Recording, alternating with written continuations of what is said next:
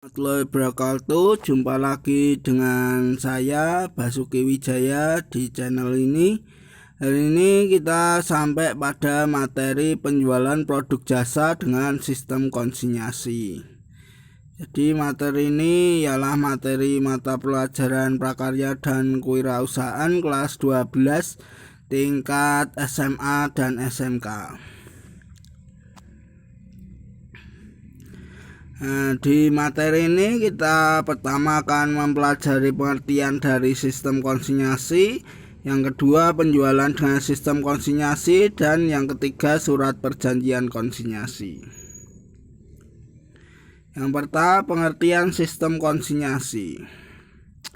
Jadi penjualan dengan sistem konsinyasi ini ialah penjualan dengan cara kita menitipkan produk pada pihak lain untuk dijualkan dengan harga jual dan persyaratannya sesuai dengan perjanjian antara pemilik produk dan penjual.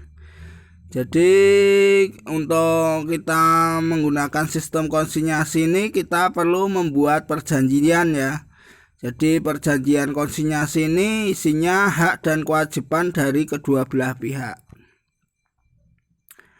Kemudian yang kedua ada penjualan dengan sistem konsinyasi. Jadi penjualan ini merupakan sumber utama penghasilan dan hasil akhir yang ingin dicapai oleh setiap usaha ya. Nah, jadi setiap usaha pasti hasil akhirnya ingin penjualan yang banyak. Nah, semakin banyak penjualan maka semakin banyak pula pundi-pundi penghasilan yang masuk ke kantong pengusaha atau wirausahawan. Kemudian informasi yang harus ada di dalam perjanjian konsinyasi yaitu ada nama pihak pemilik barang atau konsinyor, lalu ada nama pihak yang dititipi barang atau istilahnya konsinyi, lalu ada nama dan keterangan teknis barang yang dititipkan, kemudian ada ketentuan penjualannya, kemudian juga ada ketentuan komisi atau keuntungan yang diperoleh oleh toko atau pihak yang menjualkan.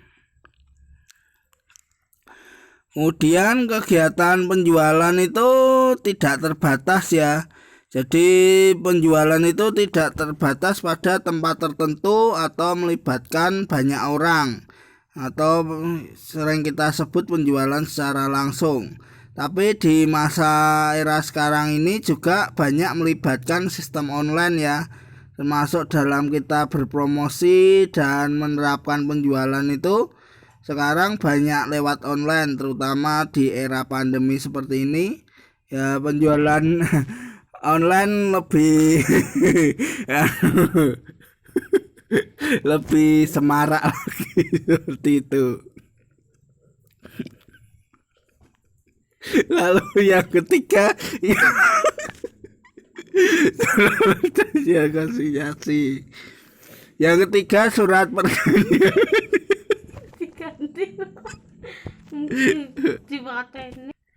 Nah, kemudian ini ialah contoh surat perjanjian konsinyasi ya.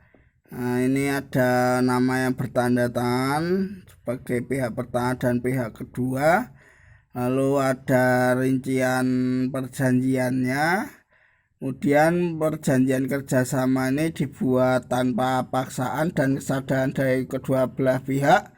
Kemudian apabila terjadi masalah hukum bisa diselesaikan dengan musyawarah terlebih dahulu, kemudian baru dilanjutkan ke pengadilan bila tidak terselesaikan.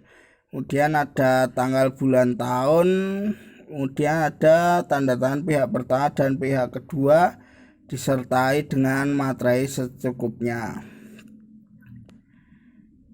Ya, sekian pembelajaran kali ini. Terima kasih sudah mengikuti pembelajaran. Bila kalian berkenan bisa klik like dan subscribe ya. Terima kasih sudah menonton.